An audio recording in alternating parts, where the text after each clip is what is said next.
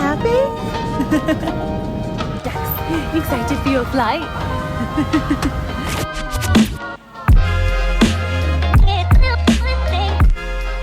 Hi guys, and welcome back to my channel. So today's video is all about how to travel long haul with a baby. I will be posting all the links to everything I mentioned below in the description box, and I'll be writing this as a blog post for those of you who just want to sit down and read it before packing. I hope you guys enjoy this, and remember, don't forget to follow me on Instagram where I share so much more of this information daily, just at Rowena Home. But now, let's jump into the video. First up, I'm in the office right now because Jack's just gotten down for a nap, so fingers crossed she lets me run through this. Now, we have just got back from the Maldives. That was a 7 and a 6.5 hour flight. I was so nervous because we have up until this date done kind of short haul flights, sort of between 2 hours and 5 hours, but we also have New Zealand coming up in December, which is 2 12-hour flights with Air New Zealand, so I'll be letting you know how this goes. When I shared on Instagram that we'd got to the Maldives, so many of you said, how do you travel with a baby? Now, Jax went traveling when she was 3 weeks old. We did a short haul flight, and I have to admit, and obviously everyone's kid is different, that until they're kind of mobile, it's definitely a lot easier. So if you have a really young baby, so anything under 6 months, they generally do sort of eat, sleep, poop, repeat, and it's just a case of getting comfortable. But once they can move and they are their own little person and they really don't want to sit still, it's definitely more tricky, but it's totally doable. Do not let having a baby stop you from going and seeking out adventure and traveling or seeing friends and family. It's so important, and the more you do it, the more they'll get used to it. I'm going to start by taking you through the things that we put in our hand luggage. So I had this bag, which is Jax's baby bag, and Leon had his own bag, which had mine and his stuff, and that was all we took on the plane with us. Now, in the hand luggage bag, you want to make it so simple because depending on where you're sitting on the plane, we were just in economy. We did order bulkhead seats. Now, bulkhead seats have a little bit more space in the front, which is really handy if you want to put your baby down and kind of let them move around. Also, there is the option of a cot. Now, unfortunately with us, Jax was exactly the same length as the cot, so she was too long to fit in. It wouldn't have been comfortable. But if you have a baby that's younger, I definitely recommend getting a cot because it will just free up your arms for a little while and make you more comfortable. So what I would say to have in your baby bag is pretty much the stuff you would have daily. However, the things that we added was, I've got a load of these packing bags. I'll link them below, absolutely loads of them in loads of different colours. The pink ones are for Jax, I know how stereotypical, and the black ones were for us. And it just means we could segment her stuff and our stuff and know what we've got. Now, in this bag, we chose a load of new-ish toys, because as we all know, something new is very interesting to a baby. So in here, we did have noisy things like a rattle, we had a tambourine, a ball because she loves a ball, we also had her hairbrush because she loves to use that as a toy, and then we also had these cards because she just got one out each time and would just play. Now, my tip with the toys, give one toy at a time. Do not give them all of them because they get bored really quickly. One toy until they're really bored of it and move on. And the other tip you can do is you can wrap each toy in tin foil, the silver foil that you get. It's kind of like a pass the parcel. The tin foil itself is interesting. It kind of frees up a couple of minutes because they're trying to get into the toy. It's a great distraction if you just want to extend the length of a toy. But we had them all in this really easy bag because everything that we wanted to get to quickly, we put into little packages that we could just slot into the pocket in front of your seat. So this was one of those things. We also packed in the bag, I always have a muslin cloth just because it's handy as a blanket or to clean up sick or spills or spit. But we also took a thicker muslin because generally on planes they turn the lights on at different times, and where Jax's cot was, or where we were sitting, there was a light from a TV shining directly on her face, and the person next to us wanted to read, so they had their light on, and this was so distracting for her because she's very used to nighttime. So we had this to kind of cover up any light, or kind of put this wherever the light was, kind of shade her, and it was so helpful for getting her off to sleep. Obviously, we had a load of nappies. I think we took 11 nappies with us for the flight, and then had another load of nappies in Leon's suitcase just in case, because for some reason babies on a flight just seem to shit a lot. So with that obviously came wipes. Again, we had one full pack of wipes, and we used this for cleaning up food, cleaning up sticky hands from when she was crawling along the floor, and then obviously for poos and pees. Another thing which I'm sure you have, a changing mat. Although most Airports and the airplanes are quite good, but you just don't know who's been lying on it, so it's always nice to have your own. Sometimes you could also just change them in front of you if that's easier, if you're finding it difficult to get out from the spot that you're in. And if you can, mums and dads, I definitely recommend choosing a seat that is by the aisle so you can just get up and go without having to climb over other people. A change of clothes. We took 3 changes of clothes. I don't have it because it's in the wash right now, but we dressed Jax for bedtime. I'm going to talk to you about flight times in a minute, but we dressed Jax for bedtime. We put her in a zip up onesie because a zip is much easier than lots of poppers in a small space. And then I had 3 changes of outfits, another zip up onesie, a kind of cooler outfit for when we landed, and another outfit that was just like a crappy outfit for if she'd thrown up or pooed on anything, because you never know what's going to happen with your little one when it comes to clothes. Okay, we also took 2 bottles with us, 2 bottles that were empty, and we had 2 more bottles in our suitcase, so 4 bottles in total. With that, we took the milk with us, a whole bag of milk in this suitcase also, and then we just asked for warm water when we were on the plane. I also took Jax's water bottle because planes can be so dehydrating and she loves water. So just a super easy sippy cup, one that your kid enjoys, always handy to have with. Make sure there's no liquid as you go through airport security.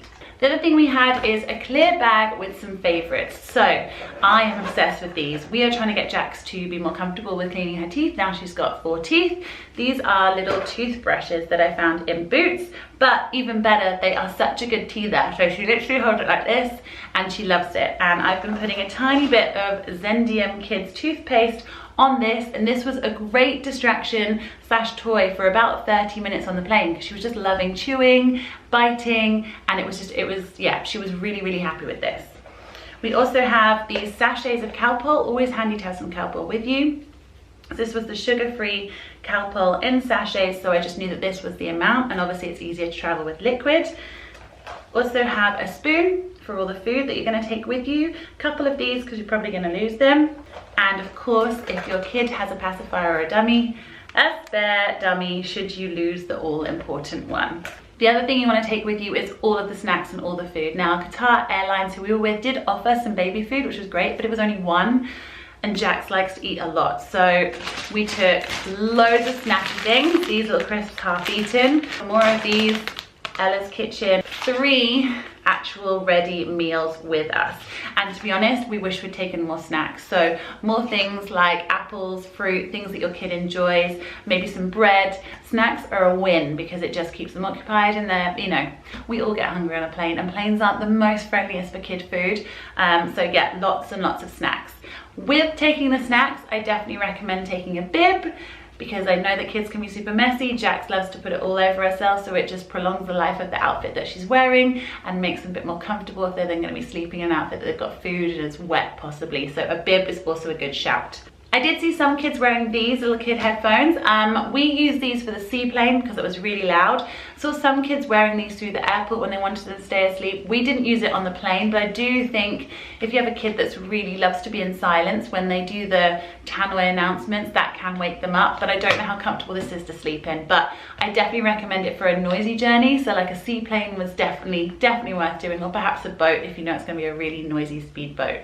The other thing was a lesson learned. On our trip out, Jax did not sleep for the first 7 hours. Then as the plane started to land, she was so overtired, she was really huggy, she couldn't get comfortable. A lady next to us gave us her pillow and Jax was out like that. And what I hadn't thought of was I just presumed she'd just fall asleep in my arms, but it's a really long time, and also I was so uncomfortable. So we borrowed her pillow, and then on the way back at the airport, in the Maldives airport, I purchased this. So obviously I can't really link this, but it is a manta ray soft toy, but it's the perfect size to be a pillow and can kind of wrap round. A pillow is amazing because they can just rest their head on. It also takes the pressure off your arm, your shoulder, whatever you're using. And it's lovely. So I'm gonna keep this with Jax as much as possible so it becomes a real normal toy for her. But she slept the whole way home, both flights, with this. Very happy. So that is pretty much all the things we took on the plane with us, apart from how I recommend going through the airport. Now, previous to Jax being 6 months, we always took her in her car seat that was attached to a stroller. So handy because for a lot of the trips we needed a car seat. For this trip we did not need a car seat. We were on an island, so there was no point in having a buggy. I'm also very happy carrying her in a carrier. So we took this carrier. It is by Chula. I've mentioned this so many times. basically just wore her the whole time in the airport. It made life so much easier. It freed up the hands. It meant we had more space for baggage. And also when on the plane, when she couldn't sleep, I popped her in this and walked up and down the aisles a couple of times, and she was out like a light. And then I slept with her in this for a little while too. So this is definitely a carrier. If your kid is used to a carrier, it's a fantastic way to help them be more comfortable, to help you navigate around the airport, up and down things much quicker if you've got fast transfer times. I really think a carrier is one of the best things you can take with you. That is my biggest recommendation. If I had to tell you 2 things to get, it would be a carrier and a pillow. They will be very happy. Some additional things for the suitcase if you're going on holiday that I really recommend, other than your clothes and your nappies, normal things. I really recommend taking a book. If you do a nighttime routine, try and keep with the same nighttime routine. So we were really lucky, and I'm going to talk to you about flight times, but we made sure that Jax was going to stick with the normal time zone. She went to bed at 7 and she slept for 13 hours. And we did her normal bath, massage, read her a book. This is her favorite book, has been for a while. And I also have lent it off heart so I can kind of fake the book if I don't have it. And she was out super happy. We also took a little bath book. This is from her bath time routine, so she could recognize that this was a normal routine. The only other things I'd say to take, if you're going to go swimming with your baby, definitely take swimming nappies, and definitely take one of these so that it can't go in the pool. No hotel is happy with this. This is just a happy nappy from Mothercare. Also sunscreen. I love to have a naked baby, and we had Jax as naked as we could, but it was 32 degrees, it's super hot, and she has the most beautiful new skin. So I really recommend getting like a UV swim suit that is comfortable, because it just makes life easier for you, not having to apply so much sunscreen for them, and it keeps them cooler. So I just had this one, which is from Next, just made life so much easier. The other thing, which I can't get because it's in her room, last time we went on holiday, I wanted to go in the sea with Leon. We wanted to be together, and we couldn't because, you know, you have little one. We invested in, I think it was like £19, a swan inflatable. I'm gonna post a little video of Jax in it now. Basically a little roof. It was phenomenal. She could go in the water. We could all be in the water together for like a couple of minutes, 10-15 minutes together. She was happy, and we got to spend some nice quality family time instead of one of you in the water, one of you having to like hang back because you've got to stay with the little one. That was also, it's definitely one of my top tips, an inflatable with the sunshade over the top so you don't have to worry about them getting burnt. Now let's talk about organizing your flights, because I think that in itself can make a big difference. We have a lovely routine set with Jax. She does go to sleep at 7 and wakes up around 6:30. So with this in mind, I tried to choose flights that were going to be overnight, because I knew that she would be more tired at this time and hopefully want to go to sleep. Whereas during the day, she only really has like 2 naps and they're for about an hour. So she's probably not going to sleep on those flights. So I kind of timed the flights with a dinner and then her going to bed. And I think this works really well, because then when you get to the other side as well, especially if it's a really long haul, you're kind of looking at similar time. So you don't have to keep them up for too long before you then try and put them down for bed. So I really think when you're thinking about organizing flights, try and think about what time would suit your little one best.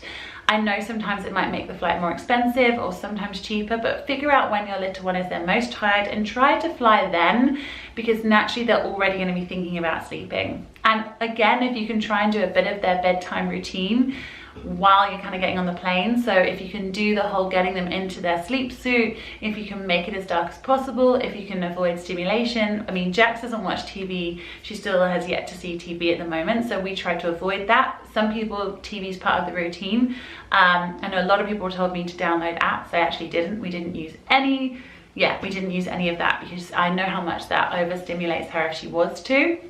But if that works for you, then amazing. Now, there's a lot of things about jet lag. So obviously we were, I think it was 5 hours behind. So we flew at 8 p.m. in the evening and we landed at 8 a.m. in the morning.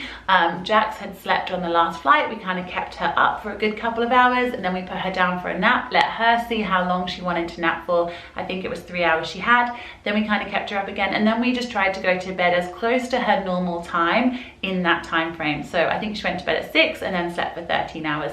And and we never really noticed her having too much of a jet lag issue.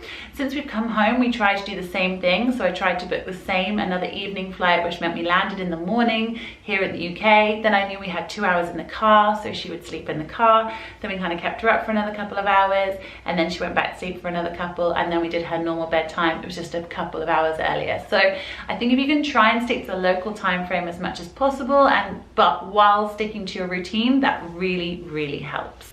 Okay, talking about teamwork, I am going to put this here that dads and mums, you need to work as a team to help out. Primarily, Leon is an incredible dad, but still Jax wanted to sleep on me. Now, while that is amazing, as a mum, it's really hard to eat food, to get comfortable, and to sit somewhere without moving for 6 hours.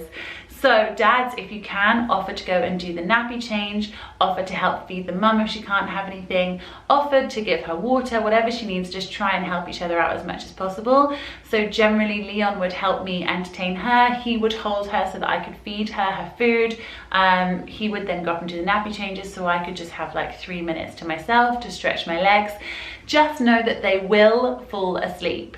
They will find a point where they cannot stay up anymore and they will fall asleep. And also know that everyone's baby will cry at some point. My biggest worry was being on that plane, everyone looking at me with Jax going mental. And did it happen? Yeah, Jax went mental on the last flight because she'd had enough. I had enough. We all wanted to get off that plane. So she was crying because she was overtired and she didn't know what to do with herself and she wasn't comfortable and she had a little meltdown. And what did we do? We tried to give her some snacks, we tried to give her her dummy, and in the end I put her in the carrier and I walked up and down and she fell back asleep. You just go with what happens. People might look, but at the end of the day, there's not much you can do if your baby is crying other than console them, give them a hug and wait for them to stop. And to be honest, you're never gonna see those people again, so screw them. Anyway, I hope this was really helpful. These are my prime kind of things. Oh, and the other thing, sorry to mention, I'm just doing it as I'm going, is a baby monitor. We have this one, so it's actually got Jax asleep in there at the moment. I don't know if you can see her asleep. We took the baby monitor with us because depending on how your hotel or villa room works, we put her to bed, made it as dark as possible, and then we set up the baby monitor and we'd go sit by the pool and have a glass of wine. So we were literally outside her bedroom, but it just meant we could have that space for ourselves, which is really important. So definitely remember to take your baby monitor if you're using one. That's the end of my video. I hope you guys enjoyed seeing my tips, tricks, and things that we used. If you have any things that you think people should really know about, then please comment below and I'll see you guys next week for a new video. Bye.